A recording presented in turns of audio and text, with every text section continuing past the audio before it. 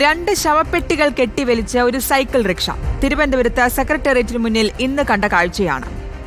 ശവപ്പെട്ടികളിൽ office അറ്റൻഡന്റിന്റെയും ടൈപ്പിസ്റ്റിന്റെയും പേരെഴുതി wreath വെച്ചിട്ടുണ്ട്. 2 തസ്തികകളിലും സ്ഥിര നിയമനം അവസാനിപ്പിച്ചതിൽ പ്രതിഷേധിച്ച് സെക്രട്ടേറിയറ്റ് ആക്ഷൻ കൗൺസിലാണ് വ്യത്യസ്തമായ സമരം സംഘടിപ്പിച്ചത്. ആ സമര കാഴ്ചയിലേക്ക്.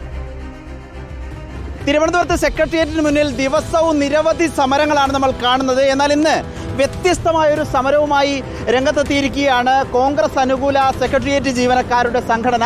കരാർ ജീവനക്കാർ ഓഫീസ് അറ്റൻഡന്റിന്റെയും ടൈപ്പിസ്റ്റ് നിയമനങ്ങൾ വേണ്ട എന്ന് സർക്കാർ തീരുമാനിച്ചതിൽ പ്രതിഷേധിച്ചാണ് ഈ ഒരു സമരവുമായി രംഗത്തെത്തിയിരിക്കുന്നത്. നവകേരള തള്ളുവണ്ടി എന്നതാണ് ഈ വണ്ടിയുടെ പേര്. അത് സൈക്കിൾ ചവിട്ടി ഒരു കരാർ ജീവനക്കാരൻ പോകുന്നതാണ് ഈ ദൃശ്യങ്ങളിലുള്ളത്. ഇവിടെ കരാർ ജീവനക്കാരാണിപ്പോൾ സർക്കാരിനെ തള്ളിക്കൊണ്ടു.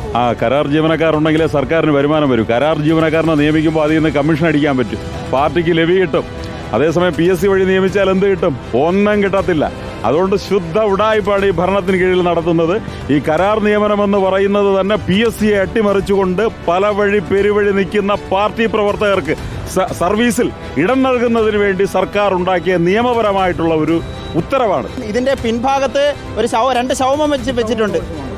അത് എന്തിന്റെ ശവമഞ്ചമാണ്? ഓഫീസ് അറ്റൻഡന്റ് തസ്തികയുടെയും അതുപോലെ തന്നെ ടൈപ്പിസ്റ്റ് തസ്തികയുടെയും ആണ് ഈ ഒരു ശവമഞ്ചം എന്ന് പറയുന്നത്. സർക്കാരിൻ്റെ നട്ടലായി നിൽക്കുന്ന ഊന്നുപടികളായി നിൽക്കുന്ന ഓരോ തസ്തികകൾക്കും ഇതേ ഗതി വരും കാലത്തുണ്ടാകുമെന്ന് സൂചിപ്പിച്ചുകൊണ്ടുള്ള പ്രതിഷേധമാണ് ഈ പ്രതീകാത്മകമായ 2 തസ്തികകളിൽ ഇപ്പോൾ കരാർ ജീവനക്കാർ വരുന്നു. ഇതിനി മറ്റ് തസ്തികകളിലേക്കും സർക്കാർ വ്യാപിപ്പിക്കുമെന്നാണ് ഞങ്ങൾ കരുതുന്നത്. വ്യാപിപ്പിക്കുമെന്നുള്ള കാര്യത്തിൽ ഒരു സംശയവുമില്ല. ഈ സർക്കാർ തന്നെ ഒരു ദിവസക്കൂലി കരാർ സർക്കാരാണ്. അവരെ മാത്രം പ്രോത്സാഹിപ്പിക്കുന്ന, അവർക്ക് മാത്രം ചോദിച്ചത് നൽകുന്ന ഒരു സർക്കാരാണ്. റാങ്ക് ലിസ്റ്റിലുള്ള സാധാരണക്കാരായ മിടുക്കരായ ഉദ്യോഗാർത്ഥികളെ പെരുവഴിയിലേക്ക് തള്ളുന്ന ഒരു തീരുമാനമാണ് ഇപ്പോൾ ഉണ്ടായിരിക്കുന്നത്. 2ലും റീത്ത് വെച്ചിട്ടുണ്ട്. 2 മരിച്ചു കഴിഞ്ഞു. ഇനി ഉയർത്തെഴുന്നേക്കാനുള്ള പരിപാടികളാണ് ഞങ്ങൾ നോക്കുന്നത്.